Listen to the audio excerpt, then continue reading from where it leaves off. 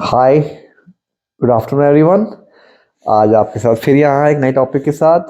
Today my topic is some kind of different from related to economy. आज हम एक particular sector पे बात करने जा रहे हैं, Indian FMCG sector. Indian FMCG sector की क्या प्रोस्पेक्ट्स हैं, क्या ग्रोथ के प्रोस्पेक्ट्स हैं, क्या चैलेंजेस हैं, क्या नया हो रहा है, किस हिसाब से कंज्यूमर का ट्रेंड बदल रहा है, आज उसके बारे में थोड़ी सी एक ब्रीफ डिस्कशन करने जा रहे हैं। सो एफएमसीजी सेक्टर जो है हमारे इंडिया का, ये कोर है हमारी इकॉनमी की, बिकॉज हमारा जो देश है वो पॉपुलेशन ड्रिवन कंट्री है। यहाँ पे पॉपुलेशन की जो हमारी ताकत है, खपत कंजप्शन जो है, FMCG fast moving consumer goods की फुल फॉर्म है। सो जो कंजप्शन है हमारी जो कंट्री की, वो बेसिक स्ट्रेंथ है जिसको आज पूरी दुनिया मान रही है। सो उसी के बारे में थोड़ा सा देखना था कि क्यों, क्या ये ट्रेंड कैसे चेंज हो रहा है। सबसे जो पहला जो पॉइंट है, जो हमारा अर्बनाइजेशन हो रहा है। धीरे धीरे गाँव से लोग शहर आ रहे हैं और अर्बनाइजेशन हो रहा है। अब जब अर्बनाइजेशन होता है तो कंजप्शन हमारी बढ़ती है। लोग प्रोसेस फूड खाते हैं, रेडी टू फूड खाते हैं, तो उस हिसाब से जो है कंजप्शन का ट्रेंड हमारा बदल रहा है और ग्रोथ कर रहा है। जो पहले दो गांव में वो 20-50 रुपए की चीज़ मान लो कोई आती थी, तो वो शहर में वो ऑलमोस्ट डबल के रेट पे आती है। उससे क्या होता है कि कंजप्शन जो है बढ़ जाती है, तो उससे इकॉनमी में ज़्यादा इफेक्ट आता है। सेकंड जो हमारा डिस्पोजेबल इनकम है जो हमारी कंट्री की, वो रेगुलर बढ़ रही है। तो देखिए, जो थोड़े से लोअर मिडल से वो अपर मिडल जा रहे हैं, अपर मिडल थोड़े से रिच हो रहे हैं, रिच थोड़ा सा अल्ट्रा रिच की तरफ आ रहे हैं, जो पहले अल्ट्रा रिच थे वो सुपर रिच की तरफ जा रहे हैं। तो धीरे धीरे जो हमारी डिस्पोजेबल इनकम है वो बढ़ रही है।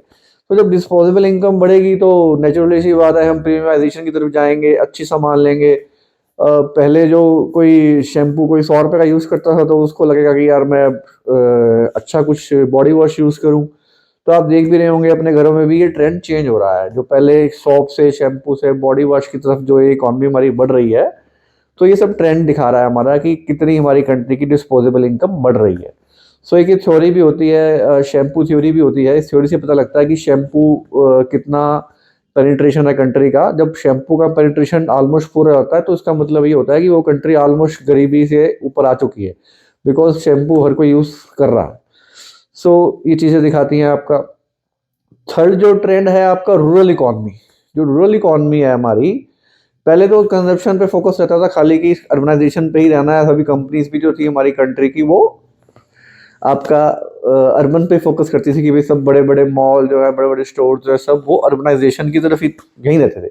रूरल इकॉनमी पे फोकस पहले कम था, बट अब उन्होंने देखा कि अर्बन के साथ साथ रूरल इकॉनमी भी बहुत इंपॉर्टेंट है। सबसे पहले ये चीज़ बैंकिंग ने अपनाई थी। तो हमारे जो कंट्री का सबसे बड़ा बैंक है, प्राइवेट सेक्टर बैंक, उसका आज से 7-8 साल पहले ही फोकस हो गया था कि मेरे को रूरल में अपनी ब्रांचेस ओपन करनी है।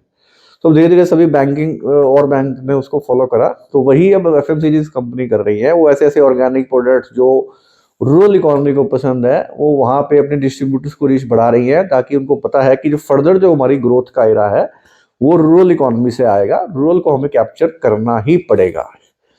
सो ये जो तीन मेजर पॉइंट है, जो हमारे अर्बनाइजेशन, रूरल इकोनॉमी ग्रोथ और डिस्पोजल इनकम, ये हमारी कंजप्शन को डिफाइन करते हैं। पॉइंट्स तो बहुत सारे हैं, बट अपने को, आपको पता है, मैं 5-6 मिनट में ट्राई करता हूँ कि ब्रीफ सब कर दूँ। उसके बाद जो देखते हैं कि हमारे चैलेंजेस क्या हैं इसमें ना। चैलेंजेस से पहले एक पॉइंट और याद आ गया, जो ई कॉमर्स, जो हमारी कंजप्शन की जो नई नई दुनिया जो हो रही है, ई कॉमर्स के थ्रू जो हमारी रेडी, अब तो डायरेक्ट टू कंज्यूमर भी सभी ऑलमोस्ट हमारी कंपनी ने पोर्टल बना दिए हैं अपने, बजाय एक सेंट्रलाइज पोर्टल के, लाइक जो आपको सबको पता है अमेजोन के वगैरह के एक्सेप्ट। हर कंपनी ने अपना एक डायरेक्ट पोर्टल बना दिया और सीधे कंज्यूमर से शॉप आपको डील कर रहा है। तो ये एक नया ट्रेंड है जो बहुत तेजी से बढ़ रहा है। आप देख ही रहे हो, जो ऑनलाइन फूड पार्टनर्स हैं, जो अब ऑनलाइन ग्रोसरीज हो रहा है, सब बहुत तेजी से ई कॉमर्स जो है वो बढ़ रहा है। अब जो है कि चैलेंजेस क्या है, चैलेंजेस, सबसे बड़ा चैलेंजेस जो है रेगुलेटरी इन्वायरमेंट है हमारा। गवर्नमेंट पॉलिसीज हैं, टैक्सीज हैं, जीएसटी बढ़ गया एकदम से, रॉ मटेरियल कॉस्ट बढ़ गई, तो वो हमारी, वो एकदम से प्राइस नहीं बढ़ा सकती है कंपनीज, तो वो फिर क्वांटिटी घटाती हैं या कुछ करती हैं, उससे उनकी डिमांड में स्लो डाउन आता है। तो मेजर सबसे बड़ा चैलेंजेस उनको रेगुलेटरी हैंग ही रहता है। तो सबसे जो जो आने वाले समय के लिए जो पॉइंट्स है, जो वॉचफुल के लिए हमें देखना होगा, वो क्या है कि किस हिसाब से जो हमारी कंट्री का जो प्रीमियमाइजेशन की तरफ हमारी कंट्री बढ़ रही है, वो किस कैसे प्ले आउट हो रहा है। बिकॉज आप कोई भी जो कंपनी होती है वो अपना बेस प्रोडक्ट एक मास तक पहुंचा देती है, तो उसका नेक्स्ट फोकस रहता है प्रीमियमाइजेशन का। सो वो हमें देखना होगा कि प्रीमियमाइजेशन कैसे है, और बहुत सनराइज सेक्टर है हमारी कंट्री का, तभी हमारी जो ये कंपनीज है सभी का कैश फ्लो भी बहुत अच्छा होता है। कोई ऑलमोस्ट सभी कंपनीज पे, जो हमारी इंडिया की टॉप एफएमसीजी कंपनीज है, किसी पे डेट भी नहीं है। So there are cash cows. तो बहुत अच्छा बिजनेस मॉडल माना गया, कभी ना खत्म होने वाला बिजनेस मॉडल इंडिया में कहा जाता है।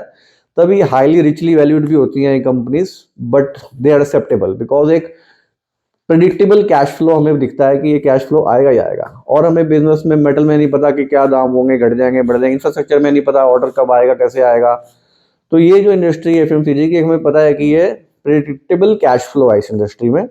सो इंडस्ट्री काफ़ी अच्छी मानी जाती है। सो थोड़ा सा मेरा यही था कि आज एक 5-6 मिनट में एक कंजप्शन सेक्टर, एफएमसीजी सेक्टर पे एक थोड़ा सा ब्रॉड आउटलुक ले लिया जाए। और आपको पता है this video is only for education purpose, there is nothing kind of advisory in it, and please consult your financial advisor if you want to do invest in some kind of stocks, mutual funds, etc. Thank you very much. Take care.